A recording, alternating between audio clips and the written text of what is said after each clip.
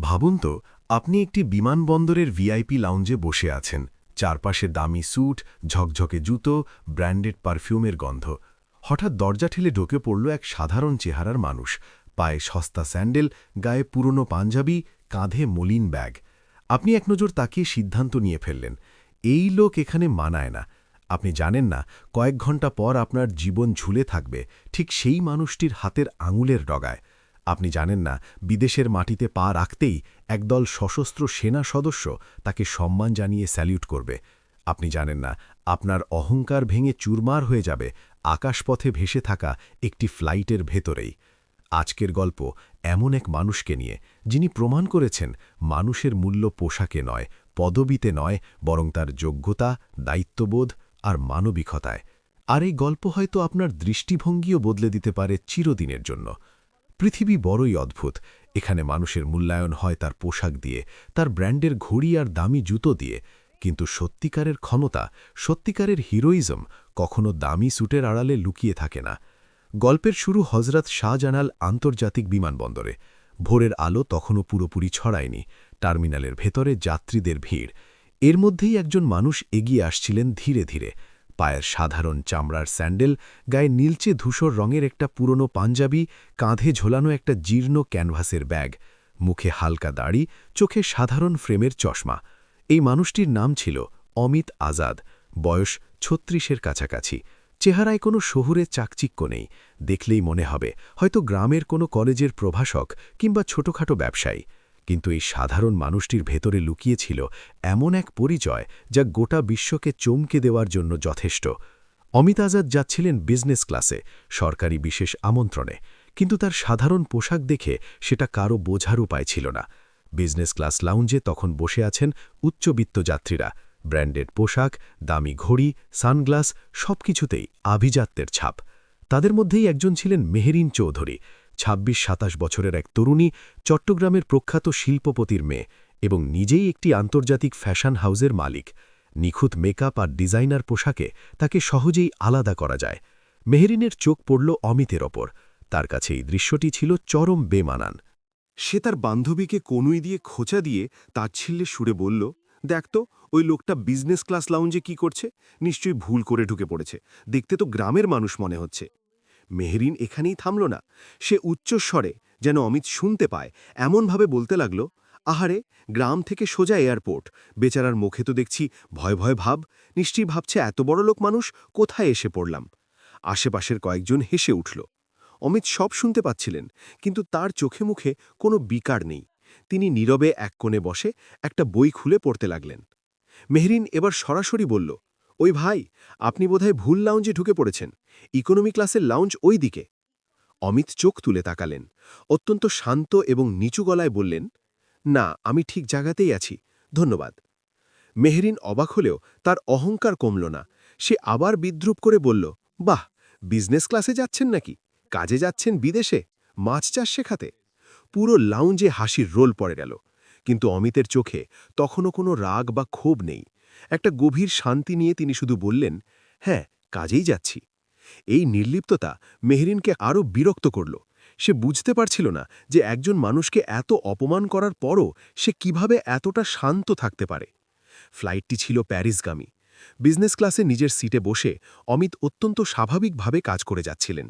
তার মধ্যে কোনো অস্বস্তি নেই, কোনো ভয় নেই। মেহরিন পেছন থেকে নজর রাখছিল।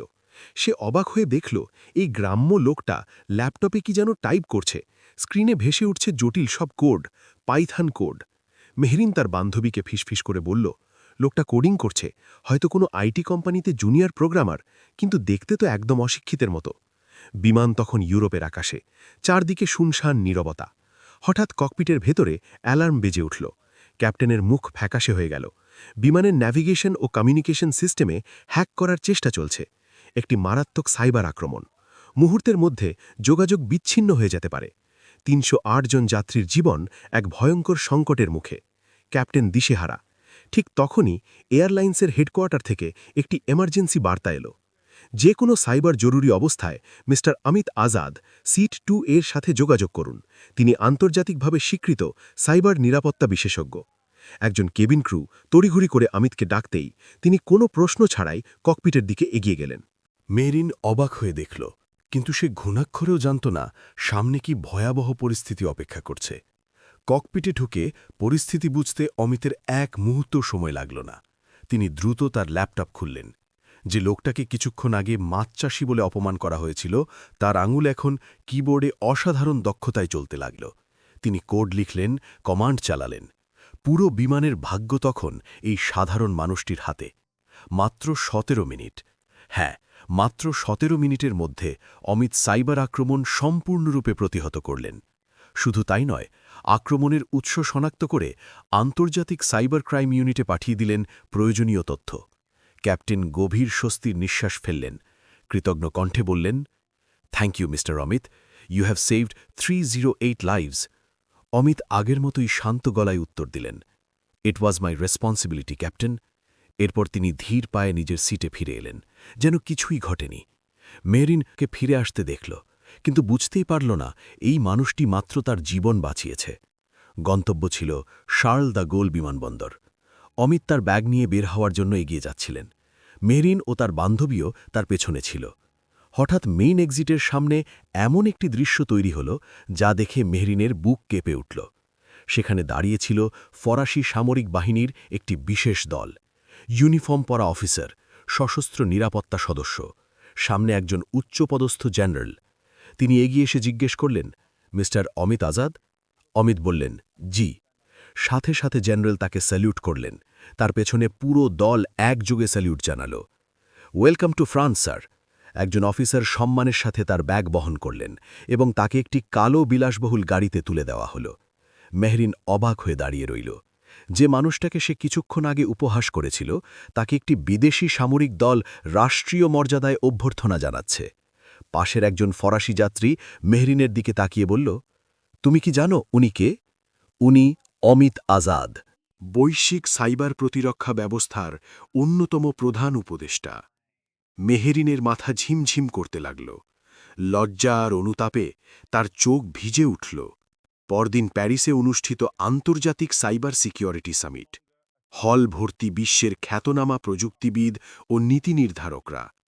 মঞ্চে উঠে ফরাসি প্রতিরক্ষামন্ত্রী বললেন, আজ আমরা এমন একজন মানুষকে স্বাগত জানাচ্ছি, যিনি নীরবে বিশ্বকে সুরক্ষিত রাখেন, অথচ নিজেকে কখনো সামনে আনেন না, মিস্টার অমিত আজাদ।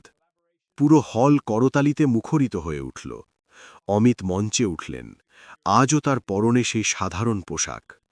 তিনি বললেন, সফলতা নির্ভর করে না আপনি কোথা থেকে এসেছেন তার ওপর, বরং নির্ভর করে আপনি কোথায় পৌঁছতে চান তার ওপর।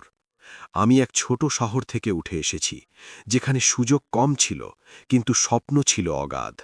আমার মা বাবা আমাকে শিখিয়েছেন, মানুষ হওয়াটাই সবচেয়ে বড় পরিচয়। পেছনের সারিতে বসা মেহেরিনের চোখে অশ্রু জমে উঠল। সম্মেলন শেষে মেহেরিন সাহস সঞ্চয় করে তার কাছে এগিয়ে গেল। কাঁপা গলায় বলল, মিস্টার অমিত, আমি দুঃখিত। বিমানে আমি যেভাবে আপনাকে অপমান করেছিলাম, আমি জানতাম না আপনি কে।